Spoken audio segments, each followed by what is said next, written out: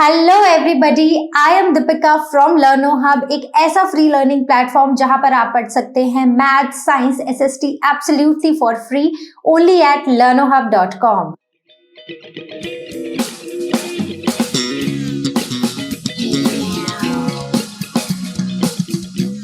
तो बच्चों, अब हम डिस्कस करने जा रहे हैं PYQ सीरीज का नेक्स्ट ईयर का question paper, that is year 2020। तो इसमें आए थे टोटल 5 सेट और 5 के 5 सेट को आज हम करेंगे डिस्कस। तो चलिए शुरू करते हैं अपने क्वेश्चंस के साथ।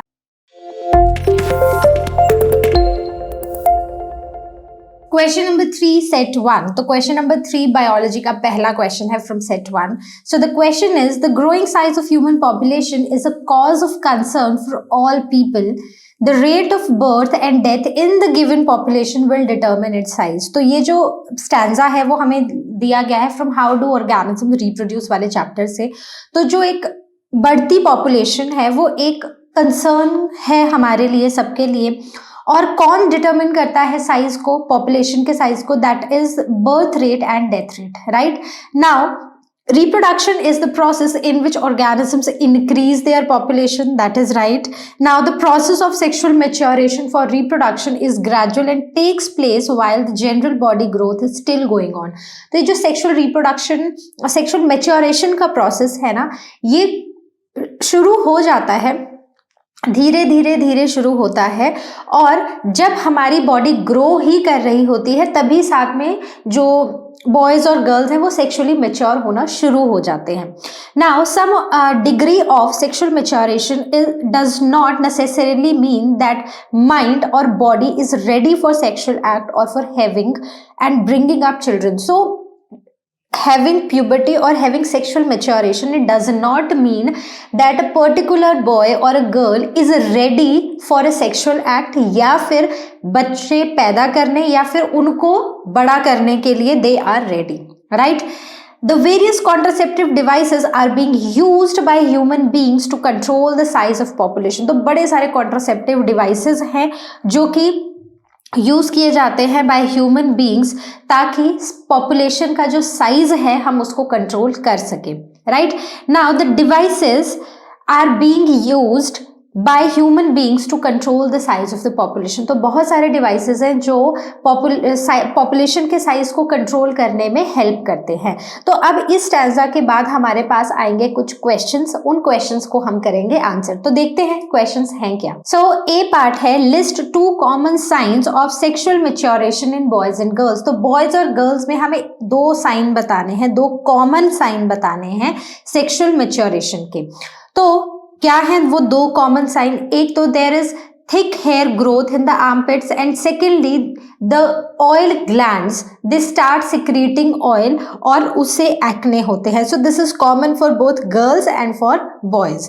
Now the B, What is the result of reckless female feticide? तो ये जो reckless female feticide हो रहा है ना, मतलब कि अगर एक बेटी है तो उसको पेट में ही मार दिया जा रहा, तो उसका रिजल्ट क्या हो रहा है? उसका रिजल्ट ये है कि जो मेल फीमेल रेशो है वो सारी डिसबैलेंस हो रही है। ज़्यादा मेल्स हैं और जो फीमेल्स हैं वो कंपैरेटिव टू मेल्स बहुत कम है, ठीक है। So there is imbalance in male and female ratios. Now the C part is which contraceptive method changes the hormonal balance in the body. तो हमने जितने भी कॉन्ट्रासेप्टिव मेथड्स पढ़े, हमने नेचुरल पढ़े हैं, बैरियर पढ़े हैं, सर्जिकल मेथड्स पढ़े हैं, ठीक है, केमिकल मेथड्स पढ़े हैं। तो उनमें से कौन से वो मेथड्स हैं जो कि एक ह्यूमन बॉडी में हार्मोनल इम्बैलेंस करते हैं? So those are the chemical methods जो कि पिल्स की फॉर्म में लिए जाते हैं, आइदर ओरल पिल्स और विजाइनल पिल्स। तो ये जो पिल्स होती है ना, ये हार्मोन का बैलेंस जो है ना वो थोड़ा इम्बैलेंस कर देती है उस बैलेंस को, ठीक है। उसके बाद नेक्स्ट है right 2 factors that determine the size of human population. तो याद करो ये सेम सेकेंड लाइन में हमें इसका आंसर दिया हुआ है स्टैंजा में। क्या है? रेट ऑफ बर्थ या फिर birth rate and death rate. So these were the 4 questions. तो हर एक क्वेश्चन जो था वो 1 मार्क का था। So writing these 2 points will give you 1 mark. Writing this will give you again 1 mark. Writing this will give you 1 mark and again 1 mark, right? So this simple was to get these 4 marks. I hope you understood the question. Let's move on to our next question. Question number 4 from set 1. So human body is made up of 5 important components of which water is the main constituent. ठीक है, तो हमारी human body 5 तत्वों से बनी होती है, जिसमें से पानी जो है वो एक मेन कंपोनेंट है, मेन तत्व है. Food as well as portable water are essential for every human being. खाना और जो वाटर है वो दोनों ही ह्यूमन बींग्स के लिए बहुत असेंशियल है. And food is obtained from plants through agriculture.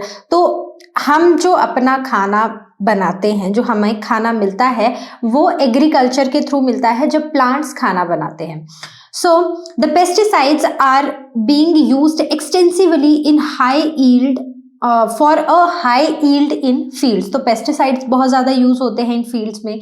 So these pesticides they are absorbed by plants from the soil along with water and minerals from the bodies.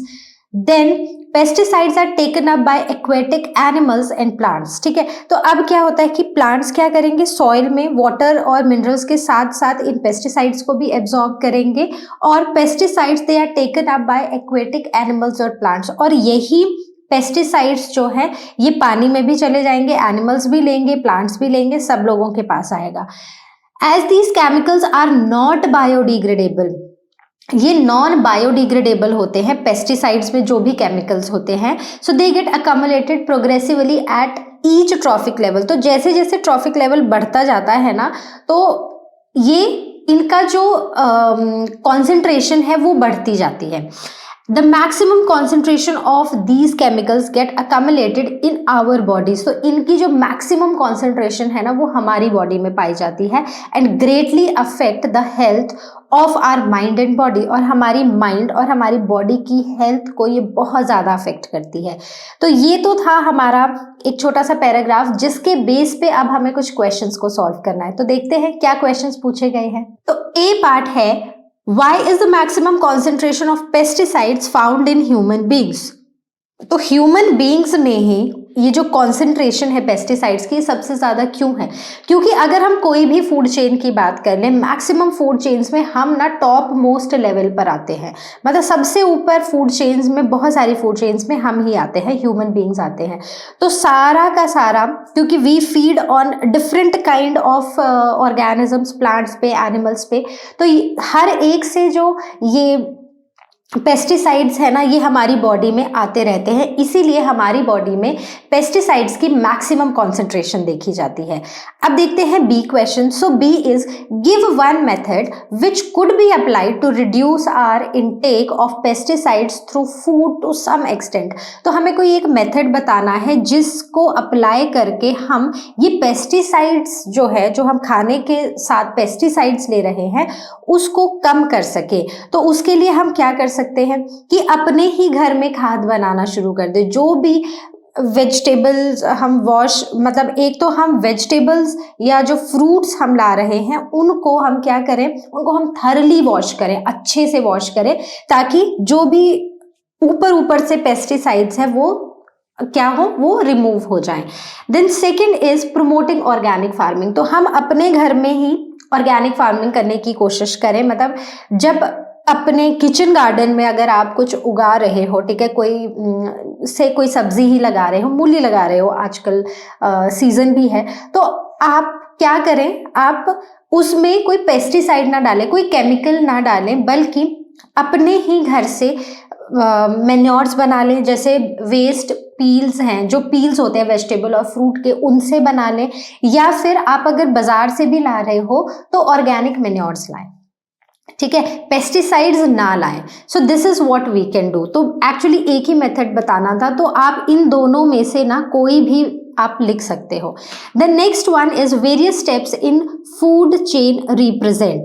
सो जो अलग अलग स्टेप्स होते हैं एक फूड चेन के अंदर, तो हमने पढ़ा है ना, प्लांट्स हैं, फिर उनको हर्बीवोर्स खाएंगे, हर्बीवोर्स को कार्निवोर्स खाएंगे, है ना. सो इस तरह से हमारी फूड चेन चलती है. तो ये जो हर एक स्टेप है ना, प्लांट्स हैं, हर्बीवोर्स हैं, कार्निवोर्स हैं, तो हम इनको क्या बोलते हैं? So do we call it a food web? नहीं, फूड वेब होता है जब बहुत सारी फूड चेन जो है वो आपस में ऐसे जुड़ी होती हैं.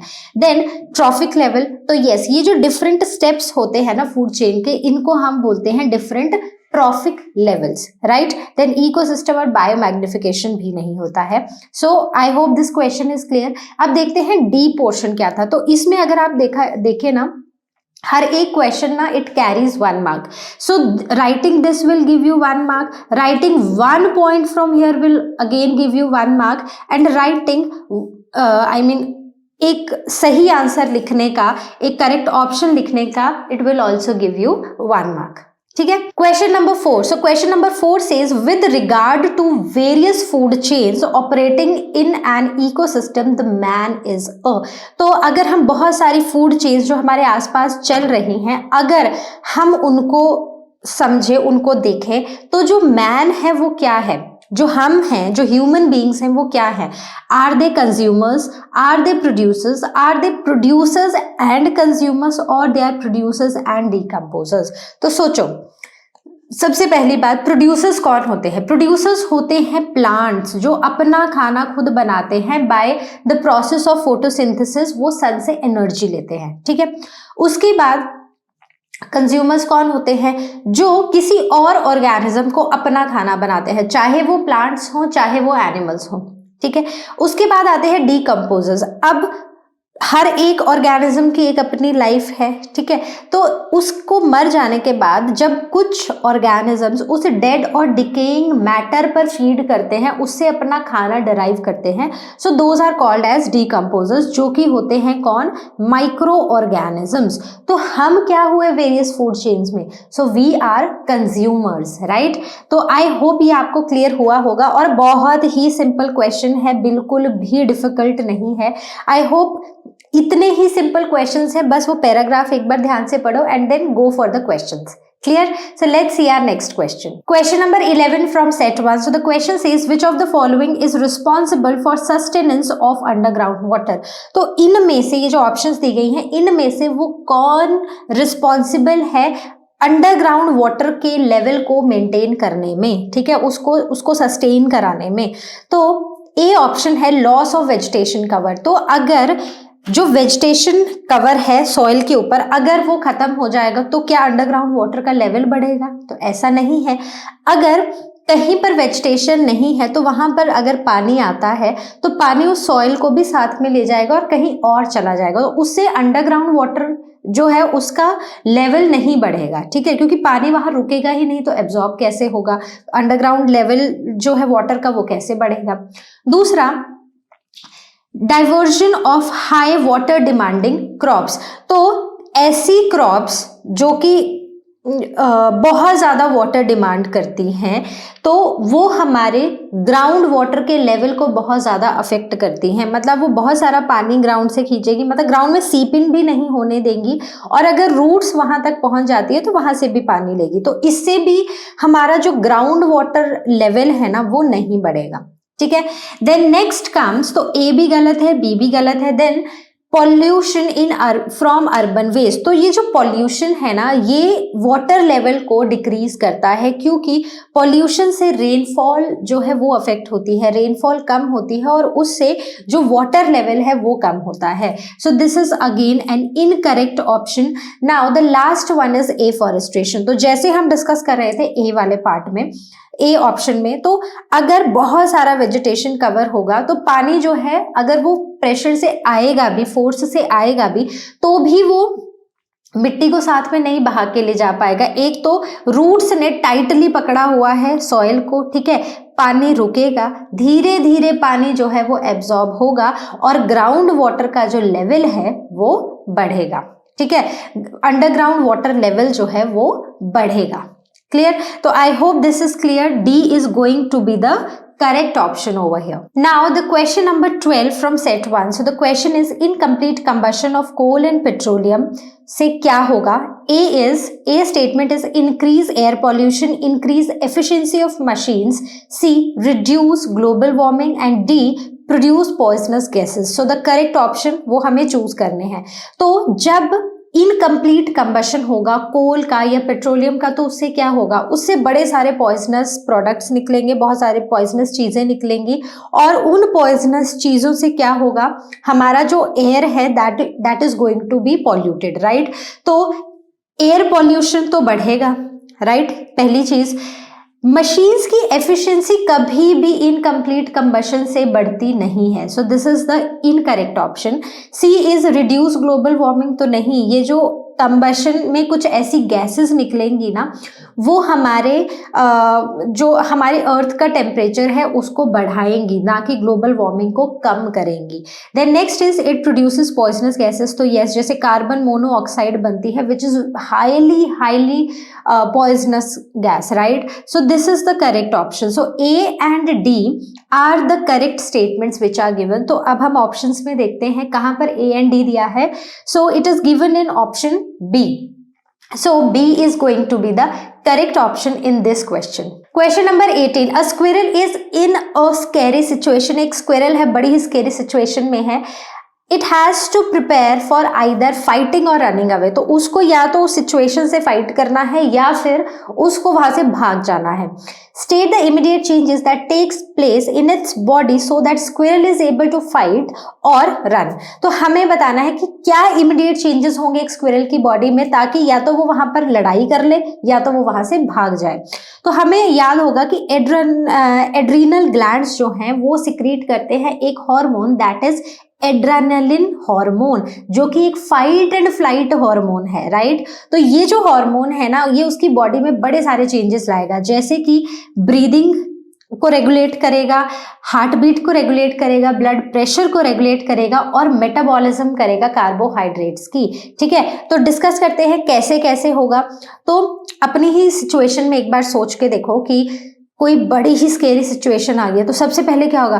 सबसे पहले तो हम डर के ऐसे हमारी ब्रीदिंग फास्टर हो जाएगी, हमारा हार्ट रेट जो है वो भी फास्टर हो जाएगा, साथ ही हमारा ब्लड प्रेशर बढ़ने लग जाता है। कोई भी ऐसी डरावनी सिचुएशन आती है, हमारा ब्लड प्रेशर एकदम बढ़ने लग जाता है। एंड सेकेंडली, एक चेंज हमारी बॉडी में ये आता है कि जो कार्बोहाइड्रेट है ना, बहुत सारा जो ग्लूकोज है वो हमारे ब्लड में आता है और फास्टर वो मेटाबोलाइज होना शुरू हो जाता है, जिससे कि हमें बहुत सारी एनर्जी मिले और उस सिचुएशन से हम फाइट कर सके या फिर वहां से भाग सके। अब शेर सामने आ गया तो फाइट करने का तो मतलब है नहीं, भागना ही पड़ेगा। ठीक है, तो क्या होगा? एक तो हार्ट रेट बढ़ जाएगा यहाँ पर, किसका? स्क्विरल का, राइट। तो यहाँ हम स्क्विरल की बात कर रहे हैं।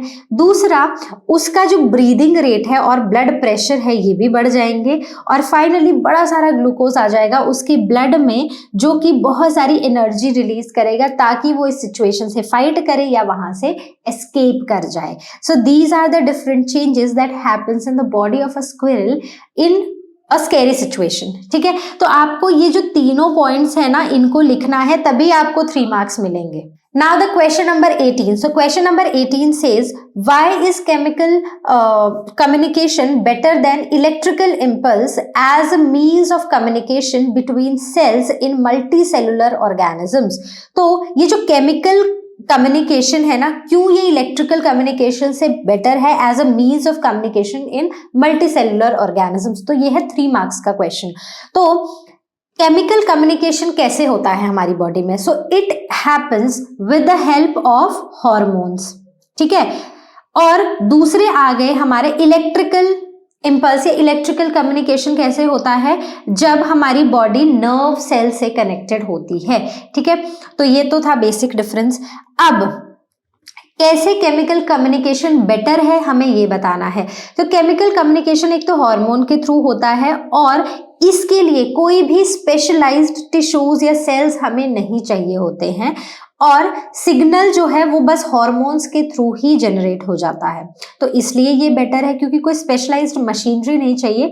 हार्मोन्स है वो ब्लड में जाएंगे और हर एक बॉडी ऑर्गन में पहुंच जाएंगे। ठीक है, दूसरा जो इलेक्ट्रिकल कम्युनिकेशन है, it is limited to regions which are connected to nerves. तो ये सिर्फ उन रीजन्स में पॉसिबल है जो नर्व सेल से कनेक्टेड है, लेकिन जो केमिकल कम्युनिकेशन है वो हमारी पूरी बॉडी में हो सकता है with the help of blood. Hormones जो है वो ब्लड में जाएंगे और ब्लड से वो हर एक बॉडी सेल में पहुंचकर अपना रिस्पॉन्स क्रिएट करेंगे। ठीक है, देन कम्युनिकेट करेंगे, मतलब हर एक सेल जो है वो कम्युनिकेट करेगा।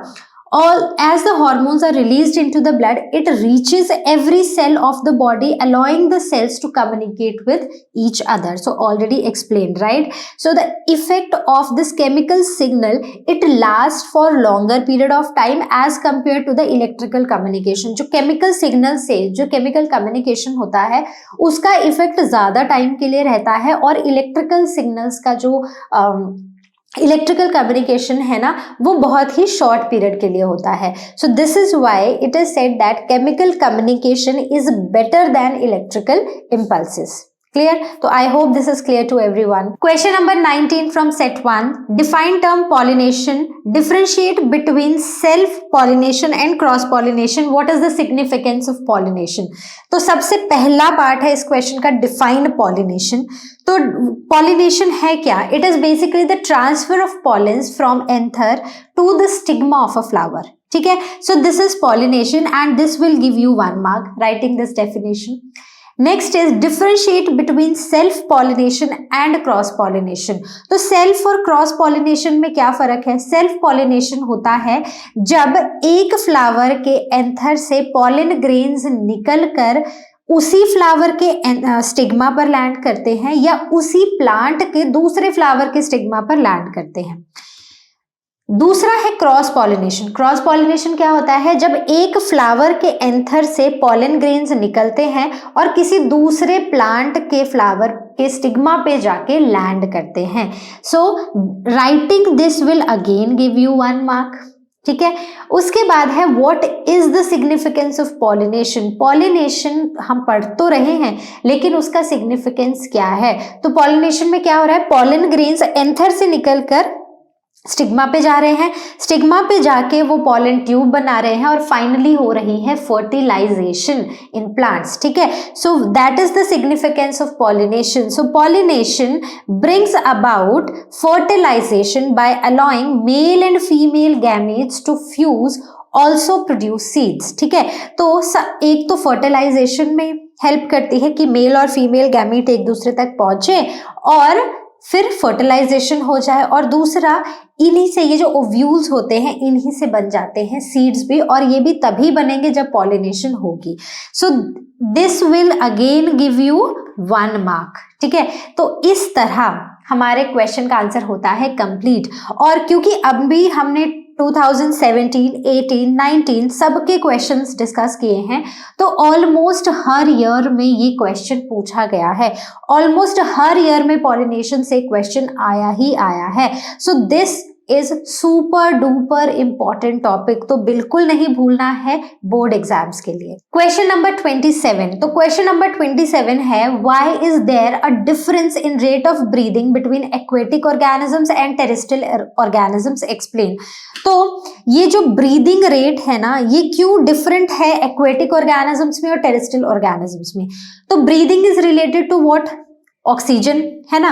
तो अगर हम टेरेस्ट्रियल ऑर्गेनिजम्स की बात करें so there are lot many trees और बहुत सारी ऑक्सीजन प्रोड्यूस हो रही है. ठीक है, लेकिन ट्रीज काट रहे हैं तो क्या होगा?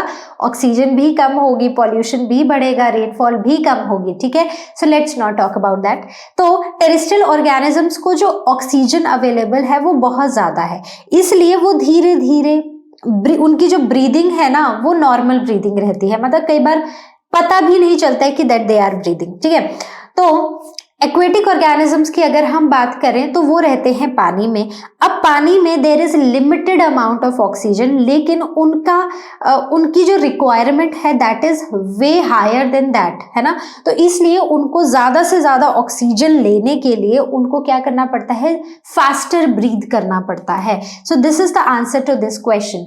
Terrestrial organisms can obtain oxygen directly from air and have slow breathing rate, while the aquatic organisms can obtain oxygen for respiration which is dissolved in water. तो उनके पास तो वही ऑक्सीजन है जो वाटर में डिजॉल्व है, वाटर में होती है ना H2O, तो इनके पास तो यही ऑक्सीजन है. Since the dissolved oxygen is in very less amount, इसीलिए the rate of breathing is much faster. ठीक है, so I hope this part is clear. Let's move on to the B part of question number 27. Question number 27 का B part है draw a diagram of human respiratory system and label pharynx, trachea, lungs, diaphragm, alveolar sac on it. तो हमें human respiratory system का diagram बनाना है, उसके बाद ये सारी चीजें हमें उसमें लेबल करनी है।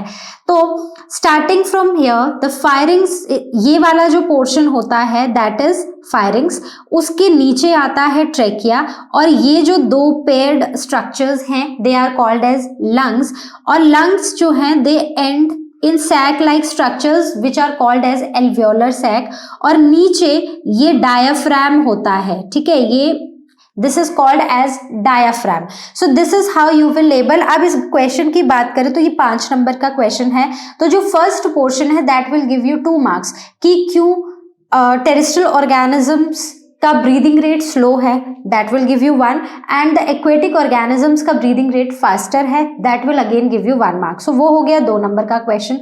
उसके बाद अगर हम इसकी बात करें, अब बचते हैं हमारे पास 3 नंबर, ठीक है, तो 3 नंबर का है ये जिसमें आपको डायग्राम बनाना है और ये सारी चीजों को लेबल करना है। तो इस पूरे क्वेश्चन को करने के आपको मिलेंगे 3 number, and A and B part दोनों को करने के आपको मिलेंगे 5 number. Question number 27 A part, name the organs that form excretory system in human beings, and B part describe in brief how urine is produced in human body. ये है 5 number का question. तो सबसे पहले हम वो ऑर्गन्स लिखेंगे जो ह्यूमंस में एक्सक्रीटरी सिस्टम बनाते हैं। सबसे पहले है पेयर ऑफ किडनीज, तो 2 किडनीज होती हैं, वो दोनों किडनीज यूरेटर से अटैच होती हैं, और वो यूरेटर्स उन दोनों किडनीज से यूरिन को ले जाके कहाँ पर स्टोर करते हैं, यूरिनरी ब्लैडर में, और फाइनली यूरिनरी ब्लैडर की ओपनिंग दैट इज यूरेथ्रा। तो ये 4 जो ऑर्गन्स हैं ये कॉन्स्टिट्यूट करते हैं ह्यूमंस में एक्सक्रीटरी सिस्टम। तो हर एक को लिखने के आपको मिलेंगे हाफ मार्क, राइट। तो बेसिकली ये जो फर्स्ट पार्ट है क्वेश्चन का ये हुआ 2 मार्क्स का। अब बचता है second half of the question that is describe in brief how urine is formed in humans, right. तो हमें पता है कि जो किडनीज होती है ना, किडनीज में एक उनके स्ट्रक्चरल और फंक्शनल यूनिट्स होते हैं जिन्हें हम नेफ्रॉन्स बोलते हैं। So there are millions of nephrons, ये होते हैं फिल्टरिंग यूनिट्स बेसिकली। तो नेफ्रॉन्स जो हैं वो ब्लड को फिल्टर करते हैं और बनाते हैं यूरिन। तो सबसे पहला जो स्टेप रहता है वो होता है ग्लोमेरुलर फिल्ट्रेशन। तो ग्लोमेरुलस जो है ये एक नेटवर्क होता है कैपिलरीज का which are surrounded by a cup shaped cup like structure जिसे बोमेन्स कैप्सूल बोला जाता है। सो यू रिमेंबर ऐसा सा एक स्ट्रक्चर होता है, ठीक है, और इसके अंदर होते हैं ये फिल्ट्रेशन यूनिट्स। यहाँ पर होता है ग्लोमेरुलस, जहाँ पर एक नेटवर्क होता है कैपिलरीज का। तो ये सब क्या करते हैं, ये जो ग्लोमेरुलस होता है ये फिल्टर करता है ब्लड को। So glomerular filtration is the first step in the production of urine in human beings. देखते हैं अपना second step. Step number 2 is reabsorption. अब ब्लड फिल्टर हो गया तो ब्लड में जितना भी वेस्ट था वो निकल गया और ब्लड वापस चला गया। Now there is 99% of the filtrate जो फिल्टर आउट हुआ था ब्लड से वो एब्जॉर्ब हो जाता है रीनल टिब्यूल्स में by active and passive transport. तो मतलब जो दूसरा स्टेप है that is reabsorption. So 99% of the filtrate is reabsorbed. और फाइनली जो हमारा थर्ड स्टेप है दैट इज सिक्रीशन। तो हमारे ट्यूबुलर सेल्स होते हैं वो क्या करते हैं, वो कुछ सब्सटेंसेस सिक्रीट करते हैं, जैसे कुछ हाइड्रोजन आयंस, कुछ पोटेशियम आयंस इस फिल्ट्रेट में, ठीक है, फिल्टर आउट हुआ, उससे जो 99% फिल्ट्रेट था वो एब्जॉर्ब हो गया। अब जो बचा हुआ है उसमें कुछ आयंस सिक्रीट होते हैं और ये आयंस कंबाइन करते हैं फिल्ट्रेट के साथ और ये बना देते हैं यूरिन, और ये यूरिन फिर पास करता है out of the nephron tubules into the collecting duct. तो इसमें ये जो एडिशंस हो रही हैं, ये जो सिक्रीशंस आ रही हैं हाइड्रोजन आयंस की, पोटेशियम आयंस की, ये क्या करती हैं, ये यूरिन के पीएच को बैलेंस करने का काम करती है, ठीक है। तो आपको पता है यूरिन टेस्ट होता है, तो यूरिन टेस्ट में ना कुछ चीजें देखी जाती हैं, है ना, कि कौन सा शुगर कॉन्सेंट्रेशन कितना है, प्रोटीन्स कितने हैं, ये कितना है, उसका एक स्टैंडर्ड रेंज रहती है कि इतना से इतने होगा तो नॉर्मल है, अगर थोड़ा ज्यादा हुआ तो वो एबनॉर्मल रेशोज आ जाती हैं। तो उससे पता चलता है कि क्या आपकी बॉडी जो है, आपकी किडनीज जो है वो ढंग से फंक्शन कर रही हैं या नहीं कर रही हैं। तो एक प्रॉपर आयन बैलेंस को मेंटेन करने के लिए यूरिन में ये कुछ सिक्रीशंस होती हैं बाय द ट्यूबुलर सेल्स। तो बेसिकली 3 स्टेप्स हैं, ग्लोमेरुलर फिल्ट्रेशन, फिर रीएब्जॉर्प्शन और फाइनली सिक्रीशन। तो इन तीनों स्टेप्स से बनता है urine. Question number 28. So question number 28 is what is the law of dominance of traits? Explain with an example. तो ये जो law है ना of dominance of traits, ये क्या है और हमें एक example के साथ बताना है। तो हमें बताया कि जब मेंडल ने अपने एक्सपेरिमेंट शुरू किए थे तो उन्होंने 2 पेरेंट्स लिए थे, दोनों प्योर पेरेंट्स थे, जैसे कि प्योर कॉन्ट्रास्टिंग कैरेक्टरिस्टिक्स थे। So when the parents with pure contrasting characters they are crossed with then only one character expresses itself in F1 generation। जब 2 प्योर कॉन्ट्रास्टिंग कैरेक्टर्स लेते हैं तो उनमें से कोई एक ही कैरेक्टर है जो F1 जनरेशन में खुद को एक्सप्रेस करता है। तो वो कैरेक्टर जो खुद को एक्सप्रेस करता है वो होता है डोमिनेंट कैरेक्टर, और वो कैरेक्टर जो F1 जनरेशन में खुद को एक्सप्रेस नहीं कर पाता है वो होता है रिसेसिव कैरेक्टर। तो इसका एक बेस्ट एग्जाम्पल जो हम दे सकते हैं वो हम 2 पेरेंट्स को क्रॉस करा के दे सकते हैं। One is homozygous tall and the other one is homozygous dwarf. तो दोनों से क्या आएंगे, दोनों से उनके हम गैमीट्स लिख लेते हैं। So these are the gametes, correct. So these were the parents, these are the gametes from both the parents, और ये दोनों मिलकर क्या बनाएंगे, F1 जनरेशन। तो ये होगी हमारी F1 जनरेशन। क्लियर। तो इसमें अगर ये जो इस F1 जनरेशन के जब प्लांट्स को देखा गया तो सारे के सारे प्लांट्स हमें मिले टॉल। ठीक है, तो हमने 2 कैरेक्टर्स को क्रॉस कराया था, मतलब एक कैरेक्टर था that was the height of the plant, उसमें 2 अलील्स थे, एक for tallness and one for the dwarfness, right. तो all the plants in F1 generation were tall, so this means that tallness is a dominant trait and dwarfness is a recessive trait. So this is how you will answer this question. So this question will carry almost 2 marks या 2 and 2.5, ठीक है। तो वो depend करेगा examiner पे, पर हमारा क्या काम है, हमारा काम है क्वेश्चन को टू द पॉइंट पूरा का पूरा सॉल्व करना, that's it. Question number 4 from set 2। So the question is answer the question number 4A to 4D on the basis of your understanding for the following information related to the studied concepts. Thyroid gland is a bilobed structure situated in our neck region. It secretes hormone. What is that hormone? Thyroxine. ठीक है, so iodine is necessary for thyroid gland to make thyroxine. Thyroxine regulates carbohydrate, protein and fat metabolism in our body. It promotes growth in our body tissues. When there is an excess of thyroxine in the body, a person suffers from hyperthyroidism, and if the gland is underactive, it results in hypothyroidism. ठीक है, then the hyperthyroidism is diagnosed by blood test that measures the level of thyroxine and TSH, that is thyroid stimulating hormone. Hypothyroidism is caused due to the deficiency of iodine in our diet, resulting in a disease called goiter. Iodized salt can be included in our diet to control it. तो ये तो है हमारी पूरी की पूरी information. अब हम देखेंगे अपने क्वेश्चंस को। ए पार्ट है where is thyroid gland situated in our body. तो हमें हमारे इंफॉर्मेशन जो स्टैंजा है उसमें दिया था, so it is located in our neck region. ठीक है, दूसरा है state the function of thyroxine in human body. तो ये भी हमें हमारे इंफॉर्मेशन हमें दी गई है हमारे स्टैंजा में, that is thyroxine regulates carbohydrate, protein and fat metabolism in our body. Next है What is hyperthyroidism? तो hyperthyroidism क्या होता है ये भी हमें दिया हुआ है। So when there is excess secretion of thyroid gland or the hormone thyroxine, जिससे कि there is which is due to the overactivity of the thyroid gland, तो उससे होता है hyperthyroidism, राइट। उसके बाद आता है how can we control hypothyroidism. तो कैसे कंट्रोल कर सकते हैं? हाइपोथायरॉयडिज्म तब होता है जब हमारे थायराइड ग्लैंड जो है वो अंडर एक्टिविटी करते हैं, मतलब वो प्रॉपरली थायरॉक्सिन हार्मोन को सिक्रीट नहीं करते हैं।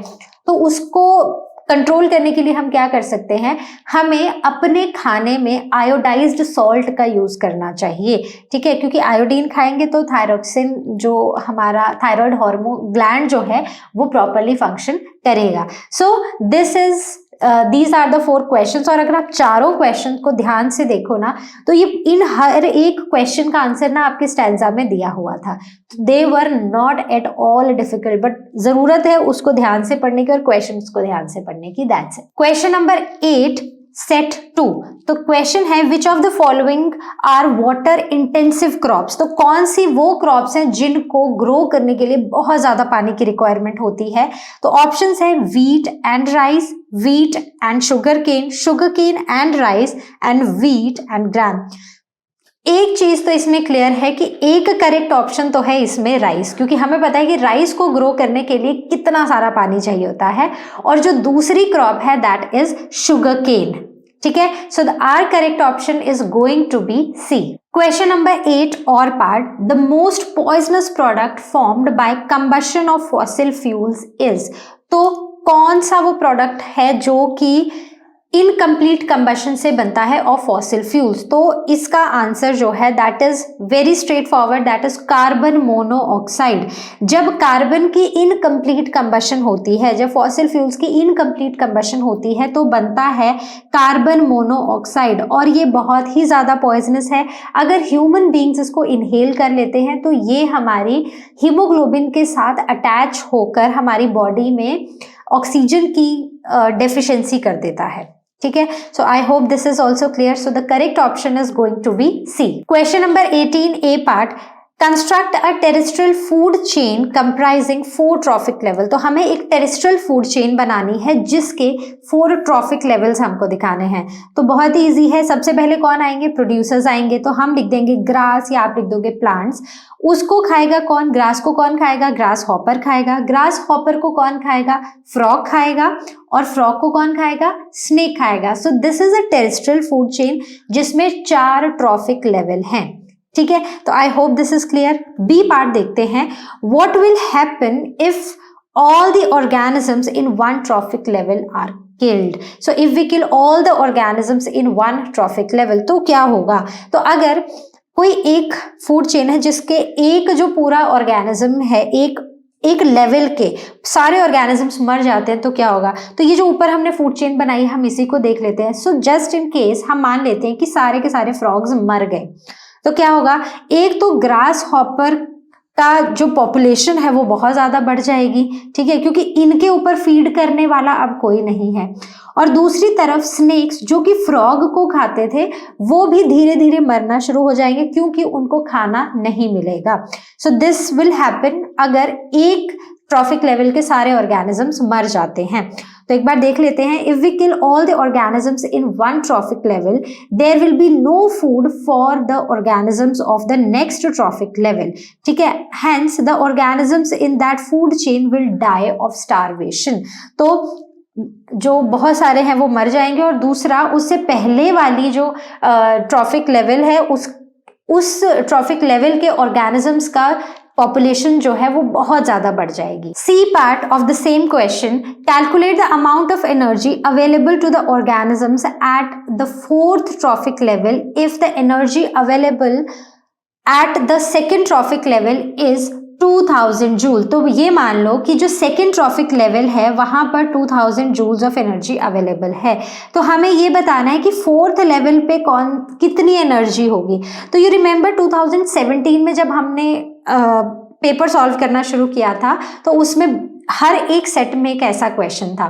तो कैलकुलेट करना बहुत इजी है क्योंकि हमें पता है कि यहाँ से 2nd से 3rd ट्रॉफिक लेवल को सिर्फ 10% एनर्जी ही जाएगी, फिर 3rd से 4th को भी 10% ही जाएगी।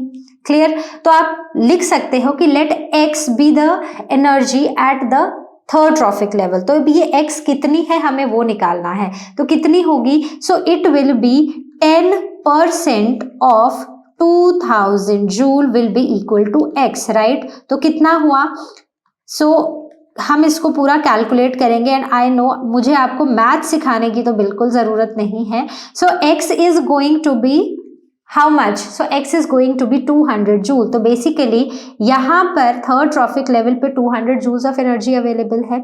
और फाइनली हम आते हैं फोर्थ ट्रॉफिक लेवल पे, तो इसका 200 जूल का 10%, सो लेट अस से y एनर्जी है, सो 10% of 200 joule will be transferred to the fourth trophic level. So that will be 10 over 100 into 200. So how much energy will be there? So 20 joule of energy will be available to the fourth trophic level. तो हमें ये 20 joule energy निकालनी थी. That's it. Question number 18, A part. Complete the following table. तो हमें इस table को complete करना है जहां पर हमें दो कंपोनेंट्स दिए गए हैं, one is oxygen and one is ozone. तो पहले में दोनों के फॉर्मूलाज हमें लिखने हैं, तो क्या होंगे? ऑक्सीजन का फॉर्मूला है O2 and ozone is O3। ठीक है, सिंपल था। दूसरा हमें लिखना है benefits to the biotic component. तो अब ऑक्सीजन का क्या बेनिफिट है बायोटिक कंपोनेंट को? तो ऑक्सीजन जो है ना, that is very very important for respiration in living organisms. ठीक है, तो इसका ये रेस्पिरेशन के लिए बहुत ज्यादा इंपॉर्टेंट है। So important for respiration in living organisms, right. वहीं पर अगर हम ओजोन की बात करें तो ओजोन क्या करता है? It protects earth from harmful ultraviolet rays. ठीक है, और अल्ट्रावायलेट रेज जब अर्थ के एटमॉस्फेयर में एंटर नहीं करती हैं तो बहुत सारी डिजीजेस से ह्यूमन बींग्स बच जाते हैं। ठीक है, तो आई होप ए वाला जो पार्ट है वो आपको क्लियर हुआ होगा। अब हम आते हैं बी पार्ट पे, that is how is ozone formed at higher levels in atmosphere. तो ये वही क्वेश्चन है जो 2 या 3 बार रिपीट हुआ है अलग अलग सेट्स में, मतलब फ्रॉम ईयर 2017 टिल 2020, राइट। तो ओजोन कैसे बनती है? तो हमें पता है कि हवा में होती है oxygen, that is in O2 form, right. तो यहाँ पर अल्ट्रावायलेट रेज एक्ट करती हैं और ये इस ऑक्सीजन को ब्रेक कर देती हैं into 2 atoms of oxygen. Now, when these atoms of oxygen combine with the molecular oxygen that is already present, तो ये बना देती हैं O3 and that is ozone, right. So ये बहुत ही वो सिंपल से स्टेप्स हैं जिनसे ओजोन बनती है। तो बेसिकली ये भी ऑलमोस्ट 1.5 मार्क का हो सकता है और ये भी 1.5 का, या ये भी हो सकता है कि यहाँ पर हाफ मार्क ऐसे डिवाइडेड हो और ये वाला जो पार्ट है ये सिर्फ 1 मार्क का हो। तो कैसा भी मार्किंग स्कीम हो सकती है इस क्वेश्चन की, लेकिन हमारे लिए इंपॉर्टेंट है कि हर एक पार्ट को अच्छे से सॉल्व करना। That's it. Question number 19 says complete the following chart as per the given instructions. सबसे पहले है gastric glands present in the walls of the stomach. तो जो स्टमक की वॉल्स होती हैं उनमें कुछ गैस्ट्रिक ग्लैंड्स प्रेजेंट होते हैं, तो हमें उनकी सिक्रीशंस लिखनी है। तो यहाँ पर हमसे उनकी 3 सिक्रीशंस पूछी गई हैं। सबसे पहली सिक्रीशन कौन सी है? म्यूकस। ठीक है, और क्या होती है? HCl, और क्या होता है? There is pepsin. तो ये सारी सिक्रीशंस होती हैं उन गैस्ट्रिक ग्लैंड्स की जो स्टमक की वॉल्स में प्रेजेंट होती हैं। सबसे पहले आता है म्यूकस। तो म्यूकस का क्या फंक्शन होता है? म्यूकस क्या करता है? तो हम ना HCl से स्टार्ट करते हैं। तो HCl का क्या फंक्शन है? HCl का फंक्शन है एसिडिक एनवायरनमेंट क्रिएट करना, ताकि जो पेप्सिन है वो अपना काम कर सके। ठीक है, तो it creates the acidic environment and it also kills the germs, जो कि हमारे खाने के साथ जर्म्स आ जाते हैं हमारे स्टमक के अंदर, उन जर्म्स को भी किल करना। अब क्योंकि ये HCl है, ये बहुत ही स्ट्रॉन्ग एसिड है, तो कहीं ना कहीं हमारी जो स्टमक की वॉल्स है ना उनको भी प्रोटेक्ट करना पड़ेगा। तो उनको प्रोटेक्ट करने के लिए there is a secretion called mucus. तो म्यूकस क्या करता है? It protects inner lining of stomach from the HCl, right?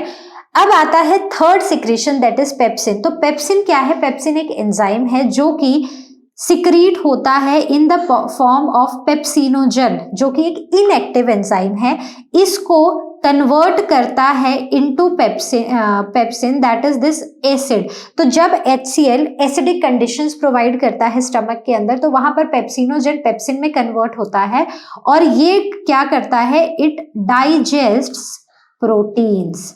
ठीक है, तो देख लो बहुत ही सिंपल सा क्वेश्चन था। आई होप आपको क्लियर हुआ होगा। तो हर एक को लिखने के आपको ना 1-1 मार्क मिलेंगे। तो मैं बताती हूँ कैसे, जैसे कि 1 से भी हाफ हाफ भी आप कर सकते हो। तो हर एक बॉक्स जो है, this box will give you half mark.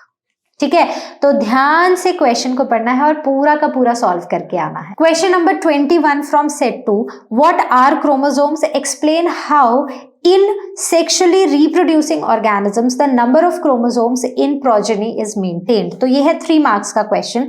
सबसे पहला पार्ट है what are chromosomes। तो chromosomes क्या होते हैं? So chromosomes are basically the thread-like structures which are present inside the nucleus, और ये बने होते हैं DNA और प्रोटीन से। कौन से प्रोटीन्स? Histone proteins. ठीक है, तो ये वाला जो एक छोटी सी इंफॉर्मेशन है about chromosomes will give you 1 mark. अब हमारे पास आता है second part of the question, जो 2 नंबर का रहेगा, कि कैसे सेक्सुअली रिप्रोड्यूसिंग ऑर्गेनिजम्स में जो क्रोमोसोम का नंबर है ना, वो मेंटेन रहता है प्रोजेनी के केस में। तो होता क्या है सेक्सुअली रिप्रोड्यूसिंग ऑर्गेनिजम्स में, जब गैमीट्स बनते हैं तो हर एक गैमीट जो है इट अंडरगोज मियोसिस। और मियोसिस क्या होती है? रिडक्शनल डिवीजन होती है, मतलब कि ये क्रोमोसोम नंबर को हाफ कर देती है। जो भी सेल का क्रोमोसोम नंबर होता है उसको हाफ कर देती है and receives only half set of chromosomes।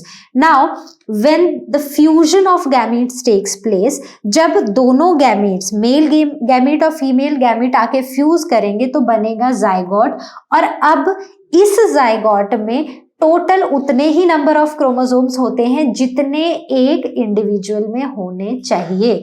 ठीक है, तो यहाँ पर जो गैमीट्स होते हैं वो हैप्लॉइड होते हैं क्योंकि मेयोसिस होती है उनमें, और बाद में जब ये दोनों हैप्लॉइड गैमीट्स आपस में मिलते हैं तो वो बना देते हैं एक diploid zygote. So this is how the chromosome number is maintained in these organisms, in sexually reproducing organisms। Question number 27 from set 2. So the question is, A part, describe the structure and the function of the basic filtering unit of kidney। तो हमें kidney के जो filtering unit है उसका structure बताना है और function बताना है।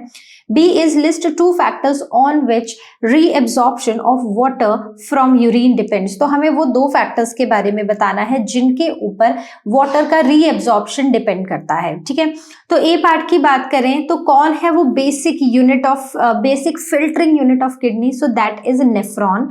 एक किडनी जो है it possesses millions of nephrons, बहुत सारे नेफ्रॉन्स होते हैं। तो अगर हम इसके स्ट्रक्चर की बात करें तो नेफ्रॉन बना होता है कुछ कंपोनेंट से। सबसे पहले है ग्लोमेरुलस, जो कि बहुत सारी ब्लड कैपिलरीज से बना होता है। Then there is Bowman's capsule. ठीक है, एक ऐसे कप शेप्ड ऑर्गन होता है जिसके अंदर ये कैपिलरीज होती हैं। Then next is renal tube, एक ट्यूब लाइक स्ट्रक्चर होते हैं। ठीक है, जहां पर पानी एब्जॉर्ब होता है, मतलब चीजें एब्जॉर्ब होती हैं, फिर वहां पर कुछ सिक्रीशंस की जाती हैं यूरिन बनाने के लिए। सो this is the structure of nephron. अब अगर हम बात करें फंक्शन की, तो फंक्शन है the blood enters the kidney through which tube? So that is the renal artery. Renal artery के थ्रू, जहां पर भी रीनल वर्ड होगा ना वहां पर ये समझ लेना कि वो किडनी के साथ एसोसिएटेड है। So the blood enters through this renal artery and water and solutes they are transferred to the Bowman's capsule. ठीक है, तो जितना भी वाटर है, सॉल्यूट है, ये बोमेन्स कैप्सूल में ट्रांसफर कर दिया जाता है। And finally the glucose and the salts they are selectively reabsorbed in the proximal convoluted tube, so that is PCT। PCT में क्या होता है? PCT में शुगर और ग्लूकोज का एब्जॉर्प्शन, सॉल्ट और ग्लूकोज का एब्जॉर्प्शन होता है। देन ये जो फिल्ट्रेट है ये फर्दर मूव करता है down the loop of Henle, जो लूप है उसके अंदर मूव करता है, and it then moves to the distal convoluted tube, convoluted tube जिसे हम DCT भी बोलते हैं, और finally into the collecting duct that is CT। ठीक है, कलेक्टिंग ट्यूब्यूल या कलेक्टिंग डक्ट होता है। ऐसे ये फंक्शन होता है किडनी का। अब अगर हम बात करें वो दो फैक्टर्स जिसके ऊपर वाटर का रीअब्जॉर्प्शन डिपेंड करता है कि कितना पानी रीअब्जॉर्ब होगा किडनी से। ठीक है, तो सबसे पहला जो फैक्टर है that is the amount of nitrogenous waste that is present in the body, कितना नाइट्रोजनस वेस्ट हमारी बॉडी में प्रेजेंट है। And the second is amount of water present in the body, कितना वाटर हमारी बॉडी में present है। ठीक है, कम होगा तो ज्यादा पानी की एब्जॉर्प्शन होगी। So these are the two factors on which reabsorption of water depends. Question number 28. So question number 28 says A part list 3 different categories of contraception methods. तो हमें 3 अलग अलग कैटेगरीज बतानी है contraception methods की। B है why has government of India prohibited prenatal sex determination by law and state its benefits in long run. तो government of India ने प्रीनेटल सेक्स डिटर्मिनेशन को क्यों बैन किया है और इसके लॉन्ग रन में क्या बेनिफिट्स हैं। C is unsafe sexual act can lead to various infections. तो जब एक अनसेफ सेक्सुअल एक्ट होता है तो बहुत सारे इन्फेक्शंस का खतरा रहता है। So name 2 bacterial and 2 viral infections caused due to unsafe sex. तो अनसेफ सेक्स से कोई 2 बैक्टीरियल और कोई 2 वायरल इन्फेक्शंस के बारे में हमें बताना है। तो ए पार्ट है list 3 different categories of contraception methods. तो इसमें कोई भी 3 बतानी है। सबसे पहले है नेचुरल मेथड्स जिनमें कि 10th to 17th डे तक, first day of menstrual cycle से काउंट करके 10th से 17th डे तक जो सेक्सुअल इंटरकोर्स है उसको अवॉइड किया जाता है। So this is the natural method to prevent pregnancy. Second is barrier methods. कुछ बैरियर्स यूज किए जाते हैं जैसे कि कॉन्डोम्स, राइट। उसके बाद आते हैं सर्जिकल मेथड्स जिनमें आते हैं वासेक्टॉमी और ट्यूबेक्टॉमी। ठीक है, तो वासेक्टॉमी फॉर मेल्स जहां पर वास डिफरेंसर को कट करके टाई कर दिया जाता है ताकि स्पर्म्स जो हैं वो आगे निकल ही ना पाए, मतलब उस डक्ट में आगे जा ही ना पाए और इस तरह वो फीमेल रिप्रोडक्टिव ट्रैक में नहीं पहुंचेंगे तो फर्टिलाइजेशन नहीं होगी। देन ट्यूबेक्टॉमी जहां पर fallopian tubes of females they are cut and they are tied so that when the egg is released तो जो मेल और फीमेल गैमेट है वो मिल ही ना पाए। क्लियर।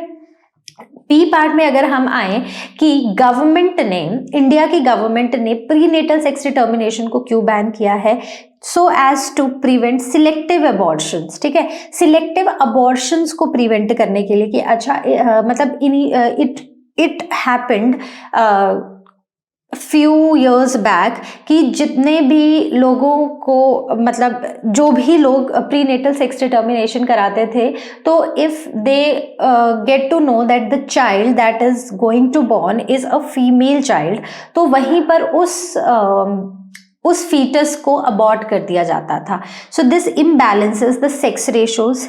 देन और क्या रीजंस है, so as to prevent the crimes related to the lower female ratios in the society. So यही बेनिफिट्स हैं और यही रीजंस हैं इंडिया की गवर्नमेंट को इनको बैन करने के लिए। ठीक है, प्रीनेटल सेक्स डिटर्मिनेशन को बैन करने के रीजंस यही हैं। क्लियर।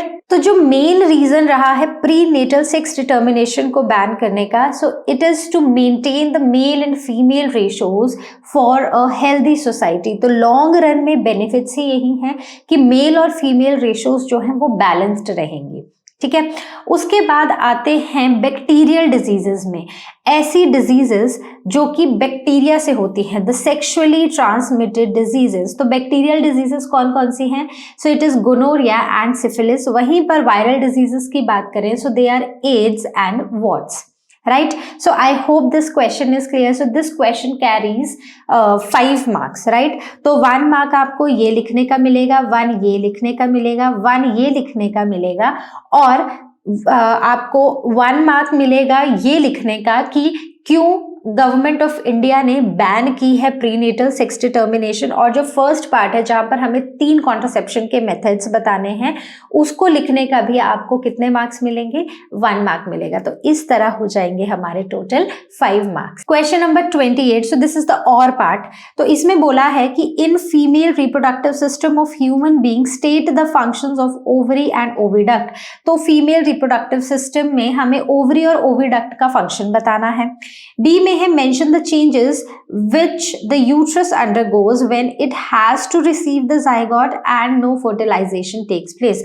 तो हमें यूट्रस के अंदर उन चेंजेस के बारे में बताना है जो हमें तब देखने को मिलती हैं जब एक जाइगोट रिसीव करता है हमारा यूट्रस, और दूसरा जब कोई फर्टिलाइजेशन नहीं होती है।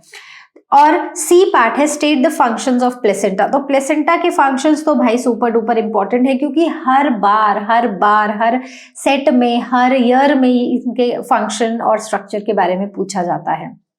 तो ए पार्ट से शुरू करते हैं।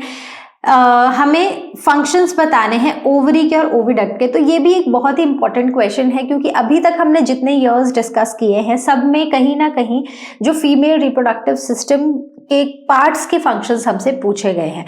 तो सबसे पहला है ओवरी। ओवरी की बात करें तो ओवरी का काम है एग को या फिर ओवम को प्रोड्यूस करना, और हमारा जो ओविडक्ट है, ओविडक्ट का काम है कि एक साइट देना फॉर फर्टिलाइजेशन, की मेल और फीमेल गैमीट आपस में फ्यूज कर सके और जाइगोट बना सके। ठीक है, तो फर्टिलाइजेशन हो सके। So it is the site of fertilization where the male and the female gamete fuses with each other. ठीक है, तो ये हो गया हमारा ए पार्ट का आंसर। अब अगर हम बी पार्ट की बात करते हैं तो बी पार्ट है कि जब यूट्रस में जाइगोट आता है तो यूट्रस में क्या चेंजेस आते हैं, मतलब वो जाइगोट के आने के लिए वो क्या क्या करता है। तो यूट्रस की जो लाइनिंग है वो एकदम थिक हो जाती है ताकि वो एक अच्छा एनवायरनमेंट दे पाए, एक सॉफ्ट एनवायरनमेंट दे पाए डेवलपिंग एम्ब्रायो को। Then walls of the uterus in the second part, जब कोई फर्टिलाइजेशन नहीं होगी तब क्या होगा, तो जो यूट्रस की वॉल्स होंगी ना वो ब्रेक हो जाएंगी, और फाइनली जो ब्लड है, blood and the mucus will come out of the vagina and that process is called as menstruation. ठीक है, so these are the two answers for the B part. अब आता है सी पार्ट। तो C part का answer तो और भी ज्यादा इजी है। प्लेसेंटा का क्या काम है?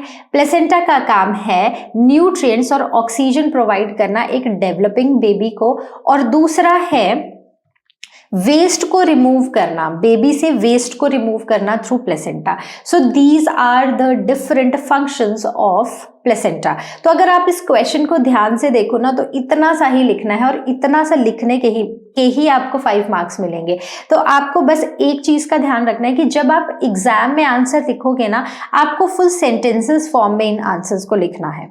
ठीक है, तो ओवरी का फंक्शन लिखने का आपको 1 मार्क मिलेगा, आपको ओविडक्ट के फंक्शन लिखने का आपको 1 मार्क मिलेगा। वहीं पर अगर आप इनकी बात करो तो यहाँ पर भी 1 mark, 1 mark and 1 mark.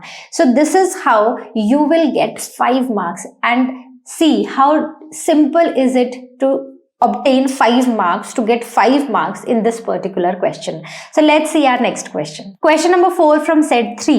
So the question is, question numbers 4A to 4D are based on the table given below. Study the table in which the levels of thyroid stimulating hormone, that is TSH, in women are given, and answer the questions that follows on the basis of the understanding of the following paragraph and the related studied concepts. तो ये हमारा एक table है जहां पर हमें TSH के levels दिए हुए हैं. So the women at risk for developing the abnormal TSH level during menstruation while giving birth and after going through menopause. So around 5% of women in the United States have some kind of thyroid problems compared to 3% of men. So despite claims that high TSH increases your risk of heart diseases, a 2013 study found no link between the high TSH and heart diseases. But a 2017 study showed that older women are especially at risk for developing thyroid cancer if they have high TSH levels and along with the thyroid nodules.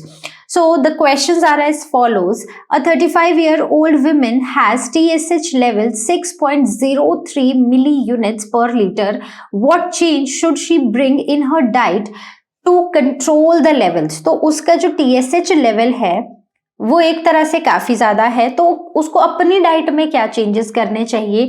तो उसको carbohydrate और fats का intake जो है उसको कम कर देना चाहिए. So this will help in bringing down the TSH levels.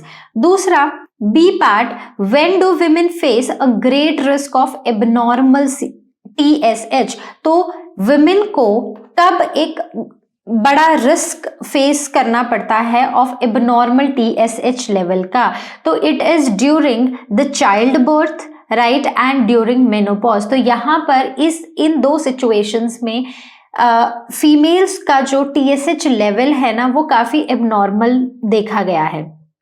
Then state the consequences of low TSH level. तो low TSH level के क्या consequences हैं? So it leads to a drastic weight loss और बहुत सारी weakness देखने को मिलती है. Then name the mineral that is responsible for the synthesis of hormones secreted by the thyroid gland. तो कौन सा hormone responsible है for the synthesis of for secreting for the synthesis of hormone by thyroid gland? तो thyroid gland जो hormone synthesize करता है उसके लिए कौन सा मिनरल रिस्पॉन्सिबल है? So the answer is going to be, all of you know, so what is the answer? So that is the iodine. So हर एक क्वेश्चन जो है इस पर्टिकुलर एक क्वेश्चन में हर एक पार्ट 1 मार्क का है, तो आपको अकॉर्डिंगली ही आंसर करना है. बहुत लंबे आंसर्स की हमें जरूरत नहीं है, राइट? तो आई होप ये क्वेश्चन आपको क्लियर हुआ होगा. Coming on to question number 18. So question number 18 says, from the following group of organisms create a food chain which is most advantageous for human beings in terms of energy.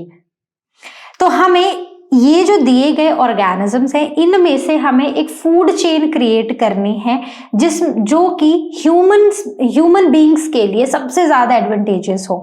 तो हमें पता है कि जब energy एक trophic level से दूसरे trophic level को पास होती है तो वो सिर्फ 10% होती है. So there is 10% energy law, right?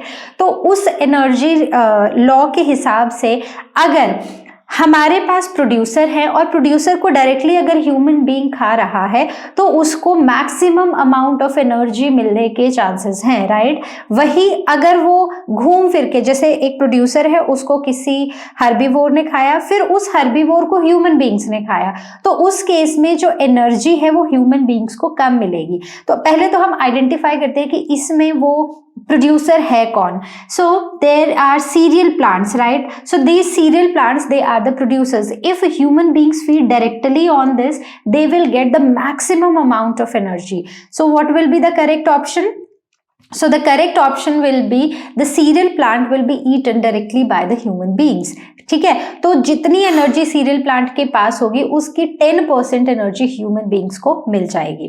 B है, state the possible advantage if the serial plant is growing in soil rich in pesticides. तो हमें वो एक पॉसिबल डिसएडवांटेज बतानी है कि अगर सीरियल प्लांट एक ऐसी सॉइल में ग्रो कर रहा है जिसमें बहुत सारे पेस्टिसाइड्स हैं तो क्या होगा? तो वो सारे पेस्टिसाइड्स जो है, जो हार्मफुल पेस्टिसाइड्स हैं, वो ह्यूमंस के या फिर जो भी कंज्यूमर्स हैं उनके अंदर आ जाएंगे. और उनके अंदर आने से जो पेस्टिसाइड्स होते हैं ना, they have chemicals which are lethal to many species. तो वो जो पेस्टिसाइड्स हैं वो हमारी बॉडी में बहुत सारा डैमेज करेंगे. और second, the extensive use of these fertilizers in agriculture can change the community of microorganisms living in the soil. तो हमें पता है कि ये जो microorganisms soil में रहते हैं ये हमारे लिए कितने important है. एक तो ये plants की help करते हैं टू फिक्स नाइट्रोजन, ठीक है, वो नाइट्रोजन की फिक्सिंग करते हैं जिसको सॉल्युबल फॉर्म्स में नाइट्रोजन को कन्वर्ट करते हैं जिससे कि प्लांट्स उनको इजीली ले सकते हैं, राइट? बाकी ये जो माइक्रो ऑर्गेनिजम्स होते हैं ये डीकम्पोजर्स भी एक्ट करते हैं जो डेड और डिकेइंग ऑर्गेनिक मैटर को क्लीन करने में हेल्प करते हैं. So these are the different reasons कि ये जो पेस्टिसाइड्स का यूज है ना ये इतना हार्मफुल क्यों है। The next is construct a food web using organisms mentioned in the above. ठीक है, तो बेसिकली ये था वो जो हमें अलग अलग ऑर्गेनिजम्स दिए थे। तो अब हमें ये बताना है कि हमें कैसे हम इन ऑर्गेनिज्म से एक फूड वेब बना सकते हैं। तो बहुत ही सिंपल है। सबसे पहले क्या आएगा, सबसे पहले आएंगे प्रोड्यूसर्स। तो अगर इसमें प्रोड्यूसर देखो तो एक ही प्रोड्यूसर है, that is the serial plant, right. तो ये तो हमारा रहेंगे फर्स्ट ट्रॉफिक लेवल में। अब ये सोचो कि सीरियल प्लांट को कौन कौन खा सकता है इनमें। क्या हॉक खा सकता है? तो नहीं खाएगा क्योंकि वो कार्निवोर है। रैट खा सकता है? तो यस, रैट कैन ईट। ठीक है, rat can eat the serial plant क्योंकि वो एक हर्बीवोर भी है, मतलब वो एक ओमनीवोर है। Then next is got. ठीक है, तो गोट भी सीरियल प्लांट खा सकता है, that is true. Then snake, snake नहीं खा सकता, but yes human beings can do. ठीक है, तो ये तो हो गए हमारे वो ऑर्गेनिजम्स जो कि प्लांट्स पे फीड कर सकते हैं। अब इसके बाद आता है कि ये हमारा एक तरह से फर्स्ट ट्रॉफिक लेवल हो गया, सेकेंड ट्रॉफिक लेवल, राइट। अब इसके बाद अब आप इनमें सोचो कि इनमें से रैट को कौन खाएगा।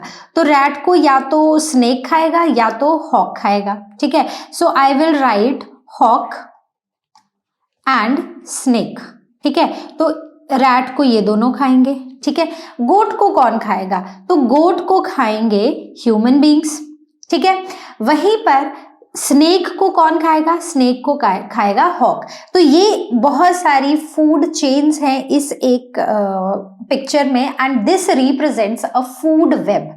सो I hope this is clear कि कैसे हमें एक फूड वेब बनाना है इन दिए हुए ऑर्गेनिज्म से। क्वेश्चन नंबर 18 का एक और पार्ट था। So the question was write 2 harmful effects of using plastic bags on the environment, suggest alternatives to the use of the plastic bags, और बी है list any 2 practices that can be followed to dispose of the waste produced in our homes. तो सबसे पहले हमें 2 harmful effects के बारे में बताना है प्लास्टिक बैग्स के। तो हम सबको पता है क्या क्या है।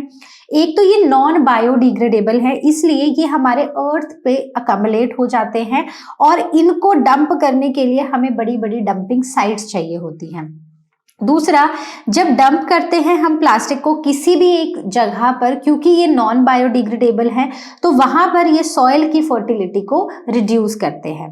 द नेक्स्ट पार्ट इज हमें कोई 2 ऑल्टरनेटिव्स बताने हैं कि ये नहीं, प्लास्टिक बैग्स नहीं, तो हम क्या यूज करें। तो बहुत सिंपल है, हम क्या यूज करेंगे, या तो हम जूट बैग्स का यूज करेंगे या तो हम क्लॉथ बैग्स का यूज करेंगे। ठीक है, so I hope this is clear to everyone, क्योंकि ये रीयूजेबल भी हैं और ये बायोडिग्रेडेबल भी हैं। अगर जूट बैग, क्लॉथ बैग अगर फट जाता है, खराब हो जाता है, तो आप अगर इसको डिस्पोज ऑफ भी करोगे तो भी ये कुछ टाइम बाद माइक्रो ऑर्गेनिजम्स इन पे एक्ट करेंगे और ये पूरी तरह decompose हो जाएंगे।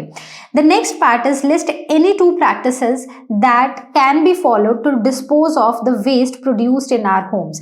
तो कोई भी 2 practices, तो सबसे पहले है using बायोडिग्रेडेबल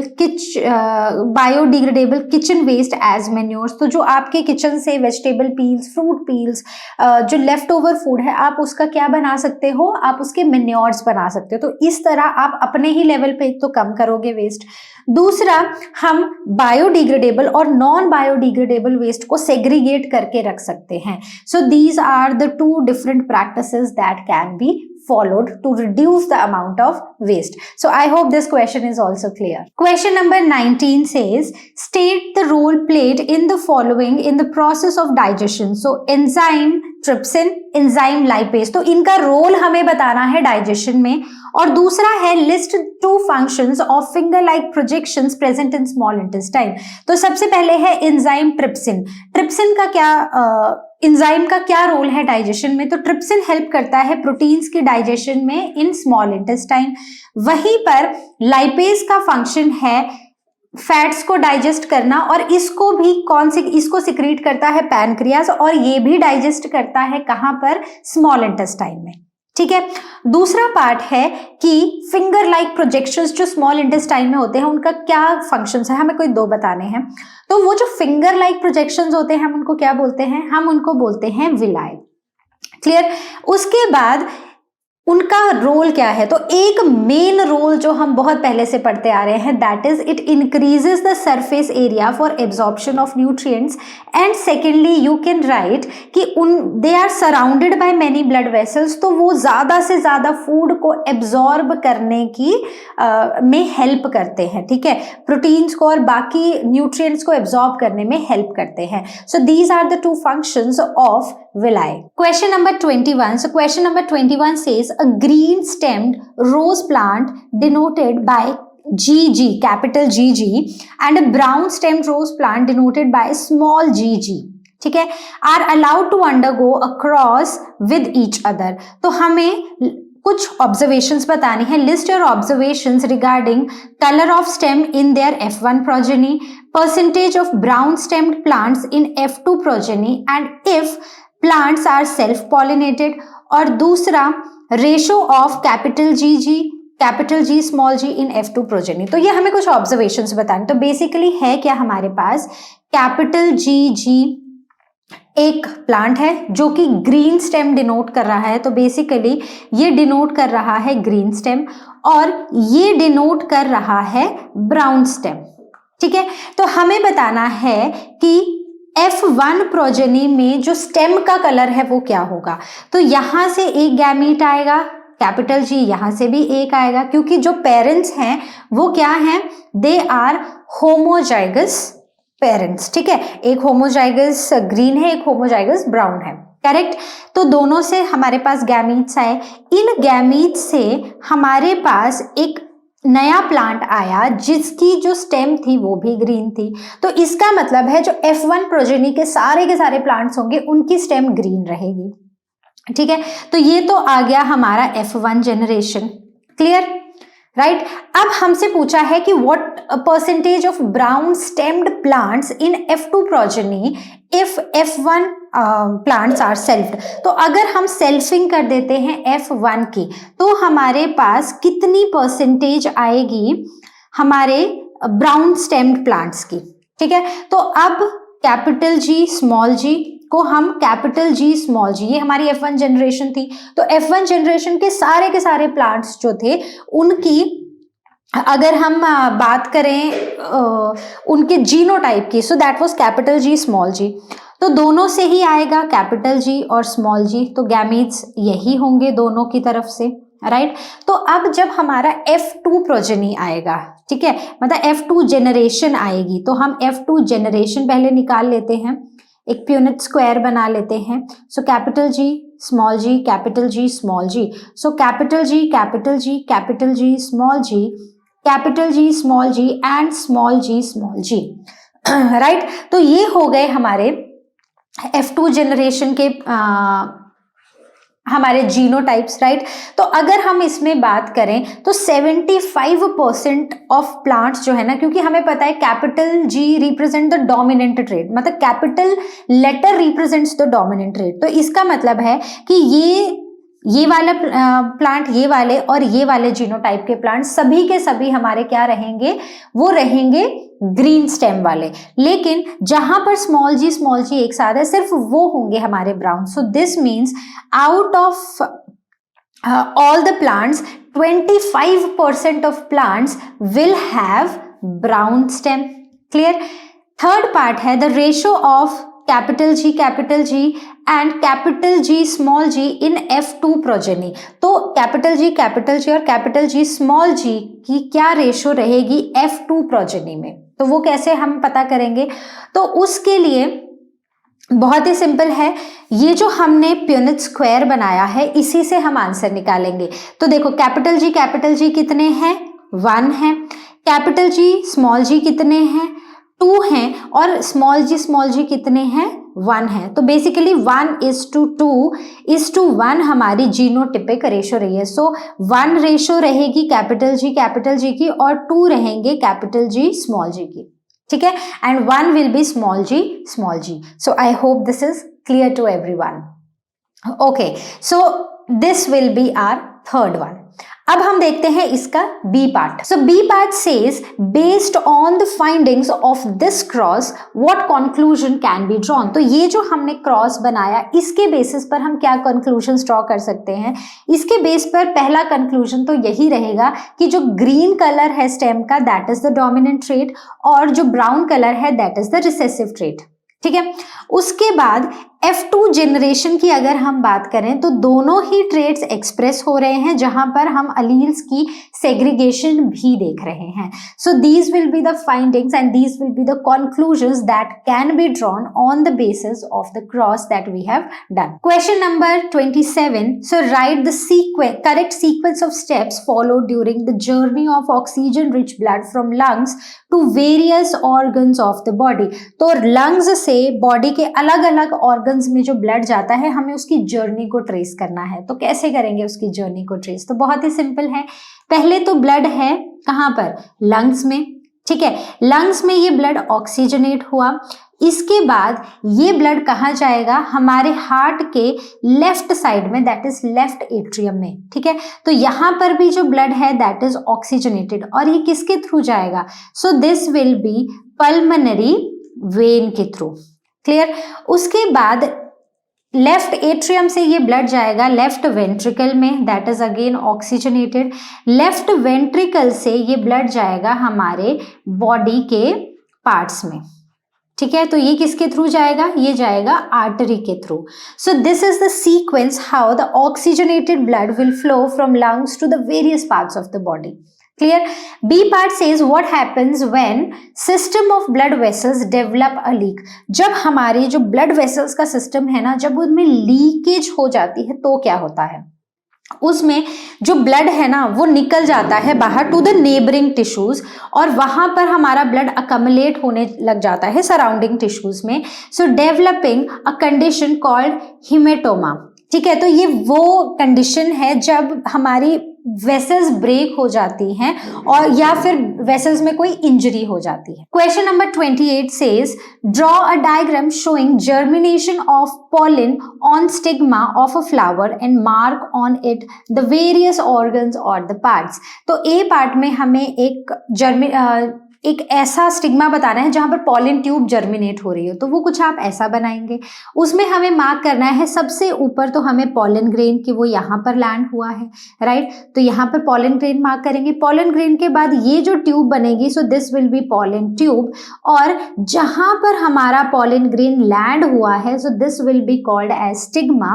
और finally this pollen grain contains two male gametes. These male gametes will come down through this pollen tube and finally they will reach the ovary और ovary में क्या होगा, female germ cell. क्लियर. तो I hope this is clear. बहुत ही simple सा question था, सो I hope आपको clear भी हुआ होगा. B part. So B says state the significance of pollen tube. तो पॉलन ट्यूब का क्या सिग्निफिकेंस है, तो पॉलन ट्यूब का सिग्निफिकेंस तो बहुत क्लियर है. पहला है कि ये एक व्हीकल है जो कि मेल गैमीट को डिलीवर करता है ओवरी में जहां पर फर्टिलाइजेशन होती है. और अगर हम बात करें प्लांट्स की सो this is one of the fastest elongating structures, मतलब सबसे जल्दी जो इलोंगेट होता है स्ट्रक्चर प्लांट्स में, so that is the pollen tube. Clear. दूसरा सी पार्ट है name the parts of the flower that develop after fertilisation into seed and fruit. तो हमें फर्टिलाइजेशन के एंड में कौन से पार्ट से सीड बनता है और कौन से पार्ट से फ्रूट बनता है वो बताना है. तो सीड्स बनते हैं ओव्यूल्स से और फ्रूट्स बनते हैं ओवरी से. ठीक है, so I hope this question is also clear. तो ये क्वेश्चन अब 5 नंबर का था. सो देखो बहुत ही सिंपल था, ये 5 नंबर लेना. 1 मार्क इसका ओव्यूल लिखने का, 1 मार्क ओवरी लिखने का, 1 मार्क सिग्निफिकेंस लिखने का और वहीं पर वो जो 4 पार्ट्स हमें दिए गए थे उन सबको करेक्टली मार्क करने का हाफ हाफ हाफ. ठीक है, सो बेसिकली 2 मार्क्स ए पार्ट के और बाकी बचे हुए 3 मार्क्स जो हैं वो हमें बी और सी पार्ट्स दिलाएंगे. So how simple was to get these 5 marks. So I hope this question is clear. Or part says use of condoms is beneficial for both the sexes involved in sexual act. So justify the statement giving 2 reasons. तो जो condoms होते हैं वो दोनों ही sexes के लिए बहुत important होते हैं जो एक सेक्सुअल एक्ट में इन्वॉल्व होते हैं। तो हमें 2 रीजंस बताने हैं, तो बहुत ही सिंपल से 2 रीजंस हैं। पहला रीजन है कि this reduces the chances of, we can write over here the word unwanted pregnancies. ठीक है, तो अनवांटेड प्रेगनेंसीज के चांसेस को रिड्यूस करने में हेल्प करते हैं। ठीक है, दूसरा है कि ये जो जो ट्रांसमिशन है सेक्सुअली ट्रांसमिटेड डिजीजेस का, उनको भी प्रिवेंट करते हैं। So these are the different reasons why these condoms they are helpful to both the sexes who are involved in the sexual act. तो बेसिकली इन पॉइंट्स को लिखने के आपको मिलेंगे 1 मार्क ईच। दूसरा पार्ट आता है how do oral contraceptives help in avoiding pregnancies. तो ये ओरल कॉन्ट्रासेप्टिव्स कैसे प्रेगनेंसी को अवॉइड करने में हेल्प करते हैं। तो ओरल कॉन्ट्रासेप्टिव्स जो हैं, जैसे कि ओरल पिल्स हैं, तो ये क्या करती हैं, जब भी कोई एक फीमेल पिल लेती है तो वो जाके ओवरीज को स्टॉप करती है टू प्रोड्यूस ओवम। तो ओवम ही प्रोड्यूस नहीं होगा, so even if the sperm enter into the female reproductive tract तो भी तो फ्यूजन नहीं होगा। फ्यूजन नहीं होगा तो क्या होगा, तो फिर प्रेगनेंसी के चांसेस ही नहीं है। ठीक है, so this will stop ovaries from producing ovum, preventing the fusion of sperm and egg. Clear, so this is how these are helpful. तो ये भी आपको देगा 1 mark. Okay, C part, what is sex selective abortion, how do it affect healthy society. तो हमें कोई भी एक कॉन्सिक्वेंस बताना है। तो सेक्स सिलेक्टिव अबॉर्शंस क्या होते हैं, तो ये बेसिकली वो टर्मिनेशन होती है प्रेगनेंसी में कि पहले तो एक प्रेग्नेंट फीमेल का के अनबॉर्न चाइल्ड का सेक्स डिटरमिन किया जाता है और सेक्स क्या है उसके बेसिस पर अबॉर्शन होते हैं। So that is called as sex selective abortion. So it refers to terminating pregnancies based on predicting sex of unborn child. दूसरा हमें बताना है कि एक हेल्दी सोसाइटी को कैसे अफेक्ट करता है, तो हमें कोई एक कॉन्सिक्वेंस बताना है। So it creates imbalances in male and female sex ratios. तो मेल और फीमेल की सेक्स रेशियोज में इम्बैलेंस करता है कौन, ये सेक्स सिलेक्टिव अबॉर्शंस। तो बेसिकली ये जो दोनों पॉइंट्स हैं ये आपको 1 मार्क देंगे। सो ऐसे हो गए total 5 marks from the question number 20। तो बच्चों, आई होप जितने भी क्वेश्चंस हमने डिस्कस किए हैं वो आपको एकदम हुए होंगे क्रिस्टल क्लियर। तो अब बचे हुए जो हमारे 2 सेट हैं, set 4 and set 5, that we will discuss in the next video.